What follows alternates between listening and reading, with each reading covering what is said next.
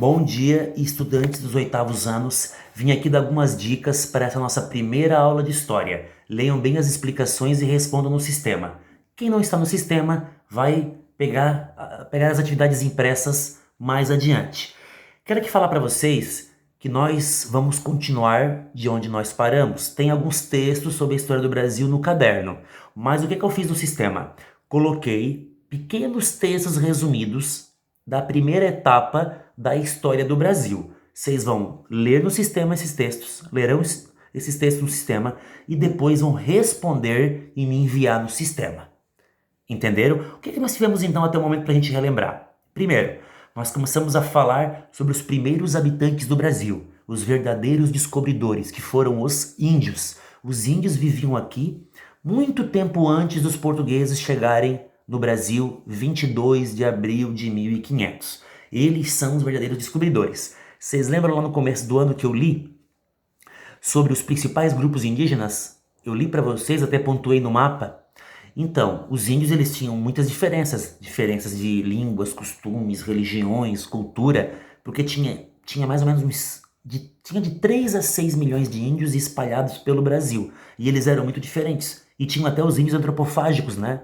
Aqueles que matavam os inimigos, cortavam em pedaços e comiam para adquirir a energia deles. É claro que não era a maioria, mas alguns índios também eram antropofágicos e hoje a gente não tem registro dos índios antropofágicos no Brasil, mas ele já existiu. Então você tem que saber que os índios eles tinham diferenças entre os grupos e que eles foram os verdadeiros descobridores do Brasil. Outra questão que é importante aqui destacar, né, pessoal? Portugal sabia ou não das terras brasileiras antes de 1500? Portugal já sabia. Quando ele veio para cá e chegou no dia 22 de abril de 1500, ele veio sabendo que tinha. O que nos faz ter a certeza disso? Primeiro, 12 de outubro de 1492, a Espanha chegou sem querer na América. Lembra que ela queria dar a volta ao mundo para chegar na Índia primeiro? Ela acabou no meio do caminho encontrando a América. 1494, Portugal e Espanha assinaram o Tratado de Tordesilhas, dividindo a América em duas partes. Uma parte para Portugal, a outra para a Espanha. Ué, se Portugal não soubesse que tinha terra aqui no sul da América, ele não tinha assinado esse tratado?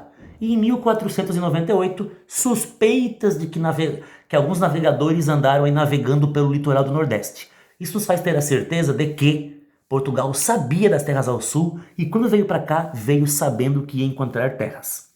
Né, pessoal?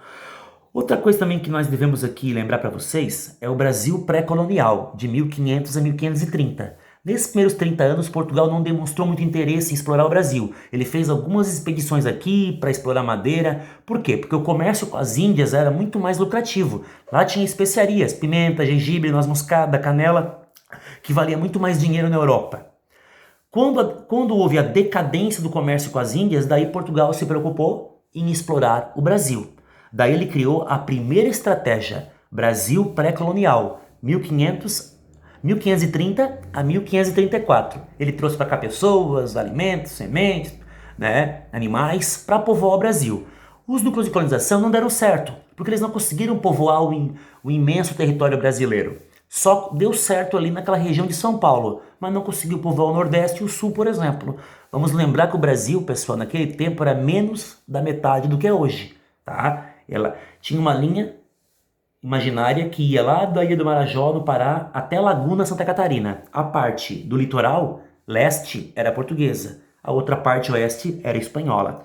Não deu certo fazer os núcleos. Portugal criou as capitanias hereditárias entre 1534 e ela só vai acabar em 1759. As capitanias fizeram o quê? Dividiram em 14 faixas de terras para 12 donatários ajudar a explorar a colônia. Não deu certo porque teve péssima gestão, muitos não vieram aqui, os índios resistiram, eles não tinham dinheiro, só duas deram certo. A de Duarte Coelho, em Pernambuco, e Martim Afonso de Souza, em São Vicente, onde hoje é São Paulo. Não deu certo, depois eles vão criar uma outra estratégia que nós veremos depois. Não esqueçam da mão de obra que eles usaram no Brasil. Primeiro a indígena, depois a negra, trazendo milhares de negros e negras para serem explorados violentamente no Brasil.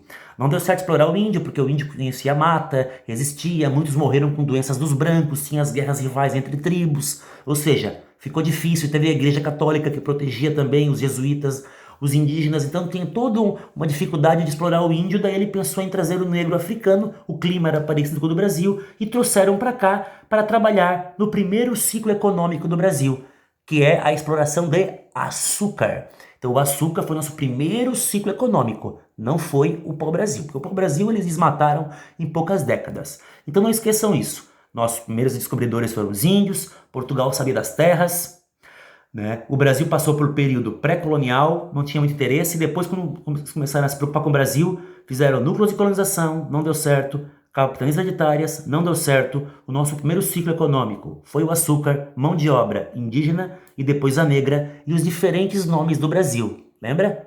Ilha de Vera Cruz, Terra de Santa Cruz e depois Brasil. Por que o nome Brasil? Por causa do pau-brasil. Grande quantidade de madeira que se encontraram aqui. Espero que esse vídeo ajude vocês a entender o assunto e a responder as questões.